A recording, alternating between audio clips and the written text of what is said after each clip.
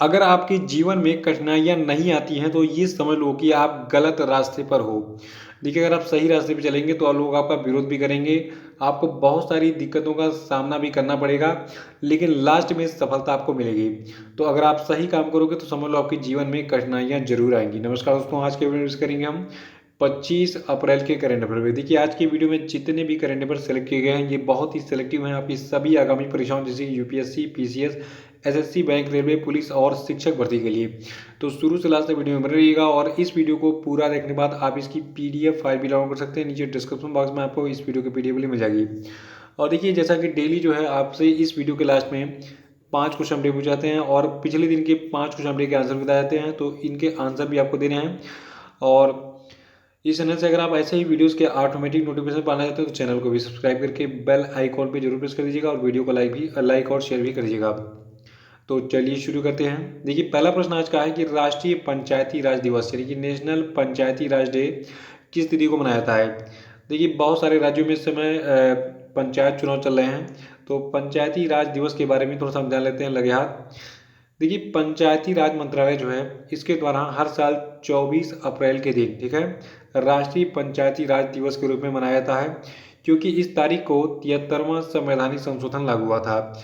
और आज हम 73वें संवैधानिक संशोधन के बारे में जो है पढ़ेंगे, क्योंकि देखिए, ये जो है आपके एग्जाम में बार बार पूछा जाता है 73वां संवैधानिक संशोधन क्या है, और इनसे रिलेटेड कुछ अनुच्छेदों के बारे में जानेंगे। यानी कि करेंट अफेयर के साथ आज हम जो है थोड़ा सा पॉलिटी पढ़ेंगे। देखिए, एग्जाम में कई बार पूछा गया है कि सबसे पहले जो है पंचायती राज व्यवस्था को किस राज्य में लागू किया गया था। तो देखिए, राजस्थान ऐसा पहला राज्य था जिसने 1959 में, जो दिवंगत प्रधानमंत्री हैं जवाहरलाल नेहरू, इनके समय में पंचायती राज व्यवस्था को लागू किया था। कहाँ पर? राजस्थान में एक प्लेस है नागौर, ठीक है। तो राजस्थान के नागौर में सबसे पहले पंचायती राज व्यवस्था को लागू किया गया था। इसको याद रखिएगा, ये प्रश्न के रूप में एग्जाम में पूछा जाता है। और 24 अप्रैल की तारीख याद रखिएगा कि 24 अप्रैल को पंचायती राज दिवस मनाया जाता है, क्योंकि इस तारीख को यानी कि 24 अप्रैल को 73वां संवैधानिक संशोधन लागू हुआ था। तो आइए थोड़ा सा हम देख लेते हैं 73वां संवैधानिक संशोधन क्या है।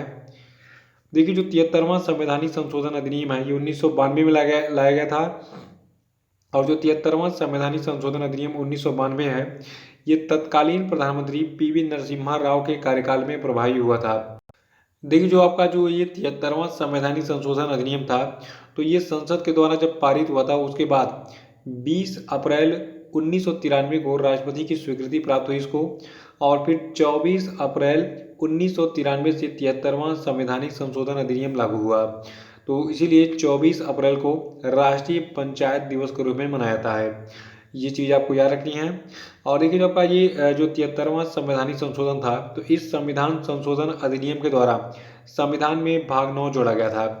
देखिए, एग्जाम में बहुत बार पूछा गया है कि 73वें संवैधानिक संशोधन अधिनियम के द्वारा भारतीय संविधान में कौन सा भाग जोड़ा गया था। तो भाग 9 को जोड़ा गया था। देखिए, मूल संविधान में भाग 9 के अंतर्गत पंचायती राज से संबंधित उपबंधों की चर्चा अनुच्छेद 243 में की गई है। देखिए, जो भाग 9 जोड़ा गया, ठीक है, तो भाग 9 में पंचायती नामक शीर्षक के तहत अनुच्छेद 243 से 243 अड़ा यानी कि 243 से 243 ओ तक पंचायती राज से संबंधित उपबंध है। और जो 73वां संवैधानिक संशोधन है, इसके द्वारा संविधान में 11वीं अनुसूची जोड़ी गई थी। तो यहाँ पे एक और प्रश्न एग्जाम में आपको रिवाइज करा दूं, पूछा गया था कि 73वें संवैधानिक संशोधन के द्वारा संविधान में कौन सी अनुसूची जोड़ी गई। तो 11वीं अनुसूची जोड़ी गई थी, मतलब भाग 9 को जोड़ा गया और 11वीं अनुसूची को जोड़ा गया था। और इसके तहत पंचायतों के अंतर्गत 29 विषयों की सूची की जो है व्यवस्था की गई है इस 11वीं अनुसूची में। तो इस पेज का स्क्रीनशॉट लीजिए, बहुत ही यूनिक इन्फॉर्मेशन है, आपको किताबों में एक जगह इकट्ठा नहीं मिलेगा। और प्रश्न जो है यहाँ से बहुत सारे पूछे जाते हैं, तो ले लीजिए। दूसरा प्रश्न कि विश्व पशु चिकित्सा दिवस यानी कि वर्ल्ड वेटरनरी डे जो है, ये किस तिथि को मनाया जाता है। तो देखिए, विश्व पशु चिकित्सा दिवस को हम मनाते हैं अप्रैल महीने के चौथे शनिवार को। देखिए, अप्रैल महीना चल रहा है और इसका जो चौथा शनिवार है, ये 24 अप्रैल को पड़ा है। तो 2021 में 24 अप्रैल 2021 को हमने क्या बनाया, विश्व पशु चिकित्सा दिवस यानी कि वर्ल्ड वेटरनरी डे 2021। और इसके लिए विषय क्या रखा गया है। देखिए, 2021 के विश्व पशु चिकित्सा दिवस का थीम यानी कि विषय रखा गया है वेटरी कोविड-19 संकट पर पशु चिकित्सा प्रतिक्रिया, यानी कि वेटरनियन रिस्पॉन्स टू द कोविड-19 क्राइसिस। तो थीम भी याद रखिएगा और डेट भी। और देखिए जो आपका ये विश्व पशु चिकित्सा दिवस है, इस दिन को मनाने की शुरुआत विश्व पशु चिकित्सा संघ के द्वारा जानवरों और समाज के स्वास्थ्य के लिए पशु चिकित्सकों के योगदान का जश्न मनाने के लिए सन 2000 में किया गया था। और तीसरा प्रश्न है कि शांति के लिए अंतर्राष्ट्रीय बहुपक्षवाद और कूटनीति का अंतर्राष्ट्रीय दिवस, यानी कि international day of multilateralism and diplomacy for piece की स्थिति को मनाया जाता है। तो देखिए जो आपका शांति के लिए अंतर्राष्ट्रीय बहुपक्षवाद और कूटनीति का अंतर्राष्ट्रीय दिवस है, इसको हम 24 अप्रैल को मनाते हैं। और ये जो 24 अप्रैल का दिन है, ये दिवस पहली बार संयुक्त राष्ट्र के द्वारा 24 अप्रैल 2019 को मनाया गया था। इस दिन का उद्देश्य शैक्षिक और सार्वजनिक जागरूकता बढ़ाने की गतिविधियों के साथ शांति के लिए बहुपक्षवाद और कूटनीति के लाभों के बारे में ज्ञान का प्रसार करना है। तो याद रखिएगा 24 अप्रैल को हम और क्या मनाते हैं, शांति के लिए अंतर्राष्ट्रीय बहुपक्षवाद और कूटनीति के अंतर्राष्ट्रीय दिवस को। चौथा प्रश्न भी ये आपका एक दिवस से संबंधित ही है। ये प्रश्न है कि प्रयोगशालाओं में जानवरों के लिए विश्व दिवस, यानी कि world day for animals in laboratories. देखिए इस दिन को जो है और भी नाम से जाना जाता है, इसको विश्व प्रयोगशाला पशु दिवस और प्रयोगशाला पशुओं के लिए विश्व दिवस के रूप में जाना जाता है।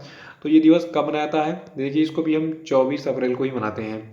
तो 24 अप्रैल को इस बार 4 दिन हो गए, चारों को याद रखिएगा। फिर से रिवाइज करा दूं आपको, प्रयोगशालाओं में जानवरों के लिए विश्व दिवस, या फिर विश्व प्रयोगशाला पशु दिवस, या फिर प्रयोगशाला पशुओं के लिए विश्व दिवस कब मनाया जाता है, तो ये 24 अप्रैल को मनाया जाता है।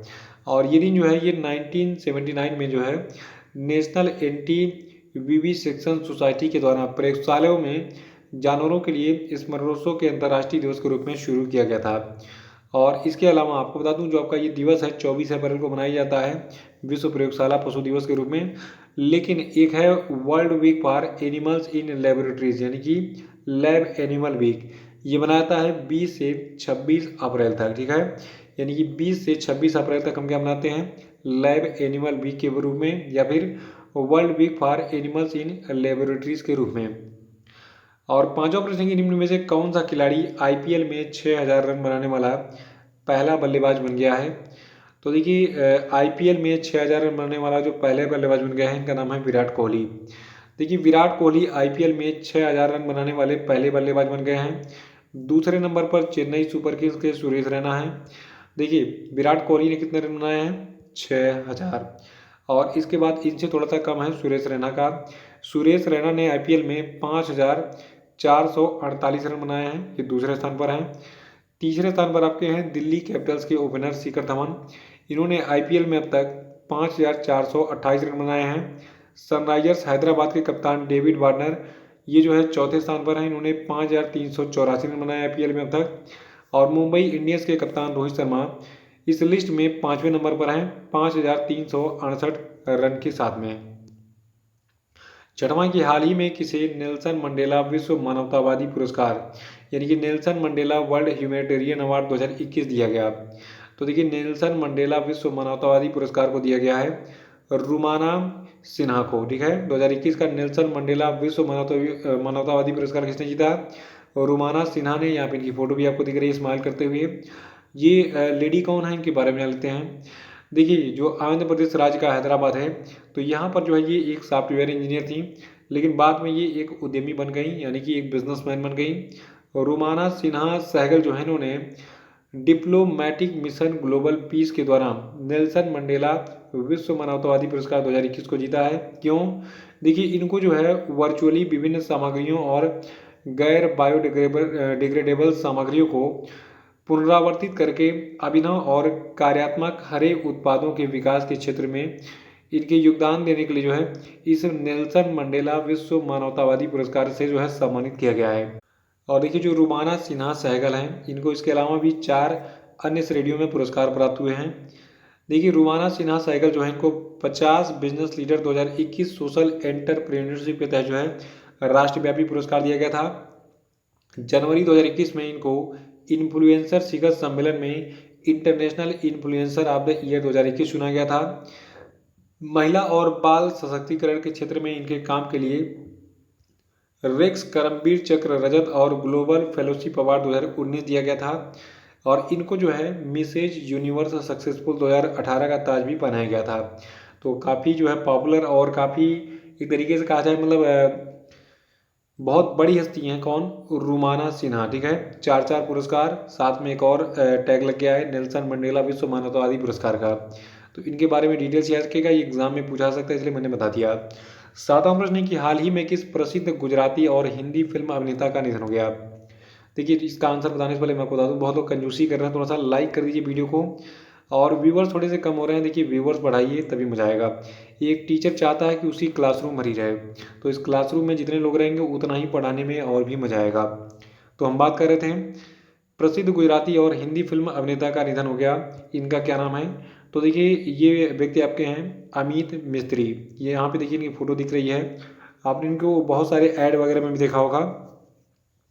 देखिए जो आपके लोकप्रिय गुजराती और हिंदी फिल्म अभिनेता हैं अमित मिस्त्री, जिन्हें आखिरी बार अमेजन प्राइम वीडियो सीरीज बंदिश बैंडिट्स में देखा गया था, इनका निधन हो गया है। देखिए जो आपके ये अभिनेता जी हैं जिनका नाम है अमित मिस्त्री, ये गुजराती थिएटर सर्किट में एक प्रमुख कलाकार थे। इन्हें बॉलीवुड में क्या कहना मूवी, 1:40 की लास्ट लोकल मूवी और 99 और शोर इन द सिटी, यमला पगला दीवाना और अ जेंटलमैन जैसी फिल्मों के साथ साथ ओटीटी शो के अलावा तेनालीनामा कोई है और मैडम सर और शुभ मंगल सावधान में यादगार अभिनय के लिए भी जो है इनको जाना जाता है। तो काफ़ी पॉपुलर एक्टर थे अमित मिस्त्री। ठीक है, ये गुजराती और हिंदी फिल्मों में काम करते थे, इनका निधन हो गया। 8वां की climate change explain for one and all किसके द्वारा लिखी गई ई पुस्तक यानी कि ई बुक है?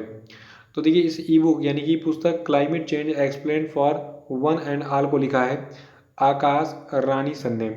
देखिए जो आपकी ये ई बुक है जिसका नाम है climate change explain for one and all, ठीक है, तो इसको आकाश जी ने लिखा है। इस ई बुक के माध्यम से आकाश रानी सन जो है इन्होंने जलवायु परिवर्तन के प्रभाव की व्याख्या की है और पाठकों को सरल टिकाऊ समाधानों की मदद से इसके परिणाम को कम करने के लिए प्रेरित किया है। और ये जो पुस्तक है ये जलवायु परिवर्तन के बारे में तथ्यों, आंकड़ों और जानकारी का मिश्रण है, जिसमें ग्रीन हाउस प्रभाव, ग्लोबल वार्मिंग, कार्बन फुटप्रिंट और निकट भविष्य में पृथ्वी पर उनके प्रभाव जैसे विषय हैं। 9वां प्रश्न की हाल ही में किसे एचडीएफसी बैंक के अंशकालिक अध्यक्ष के रूप में नियुक्त किया गया है? तो देखिए एचडीएफसी बैंक के अंशकालिक अध्यक्ष के रूप में अपॉइंट किए गए हैं अतनु चक्रवर्ती। देखिए एचडीएफसी बैंक जो है इसका मुख्यालय है मुंबई महाराष्ट्र में और इसकी टैगलाइन है वी अंडरस्टैंड योर वर्ल्ड। और 10वां प्रश्न की भारतीय स्टेट बैंक रिसर्च ने फाइनेंशियल ईयर 2022 यानी कि 21-22 के वित्तीय वर्ष के लिए जो भारत की जीडीपी की वृद्धि दर का अनुमान था इसको संशोधित करके 11% से घटाकर कितना कर दिया है? तो देखिए इसको 11% से घटाकर 10.4% कर दिया है भारतीय स्टेट बैंक रिसर्च ने। क्यों? क्योंकि देखिए कोविड-19 का ये समस्या जो है बहुत तेज़ी बढ़ रही है, ऐसे में भारत की अर्थव्यवस्था जो है ये डाउन जाएगी। तो ये थे आपके आज के सभी महत्वपूर्ण करंट अफेयर और अब हम बात कर लेते हैं आज के सभी क्वेश्चन पे। देखिए आज क्वेश्चन का पहला प्रश्न आपके लिए कि विश्व पुस्तक दिवस जो है ये किस दिन मनाया जाता है, इसका आंसर बताइए। और दूसरा प्रश्न आपके लिए कि हाल ही में बॉलीवुड के किस मशहूर म्यूजिक कंपोजर का निधन हो गया, बताइए। तीसरा कि अंग्रेजी भाषा दिवस कब मनाया जाता है, बताइए। चौथा प्रश्न की भारत के शीर्ष तैराक श्री हरि नटराज ने कितने मीटर बैक स्ट्रोक में राष्ट्रीय रिकॉर्ड बनाने के साथ उज्बेकिस्तान ओपन तैराकी चैंपियनशिप में अपना दूसरा स्वर्ण पदक हासिल किया, बताइए। इस न्यूज़ को मैंने डिटेल में बताया था, तो जो कल का वीडियो दिया है उसको देख के रिवाइज कर डालिएगा। पांचवा प्रश्न है कि national association of software and services company NASSCOM की पहली महिला चेयरपर्सन कौन बनी, बताइए। और अब हम बात करेंगे कल के पूछे गए सभी क्वेश्चन के क्षेत्रों की। देखिए कल का पहला प्रश्न था कि हाल ही में किस देश के राष्ट्रपति इदरीस डेबी का निधन हो गया। तो देखिए इदरीस डेबी जो है ये चाड के राष्ट्रपति हुआ करते थे। दूसरा था कि हाल ही में किस प्रसिद्ध बंगाली कवि का कोविड-19 समस्याओं के बाद निधन हो गया। तो देखिए ये बंगाली कवि थे शंख घोष, ठीक है, इनका उपनाम क्या था, कुंतक। और तीसरा था कि पृथ्वी दिवस कब मनाया जाता है। तो देखिए पृथ्वी दिवस को हम अंतर्राष्ट्रीय मातृ पृथ्वी दिवस के रूप में भी जानते हैं, ये 22 अप्रैल को मनाया जाता है। ये दिवस सबसे अधिक एग्जाम में पूछा जाता है। चौथा था कि international girls in ICT day जो है ये कब मनाया जाता है। तो देखिए इसको अप्रैल महीने के चौथे गुरुवार को हम मनाते हैं। पांचवा था कि बतौर कप्तान कौन सा खिलाड़ी एक ही क्रिकेट टीम से 200 मैच खेलने वाला पहला खिलाड़ी बन गया है? तो देखिए इनका नाम है महेंद्र सिंह धोनी। तो इसी के साथ ये वीडियो कैसा लगा कमेंट बॉक्स में बताइएगा और वीडियो को लाइक करके शेयर कर दीजिए, ठीक है। जो लोग नए हैं वो चैनल को सब्सक्राइब भी कर लेंगे। तो इसी के साथ जय हिंद जय भारत।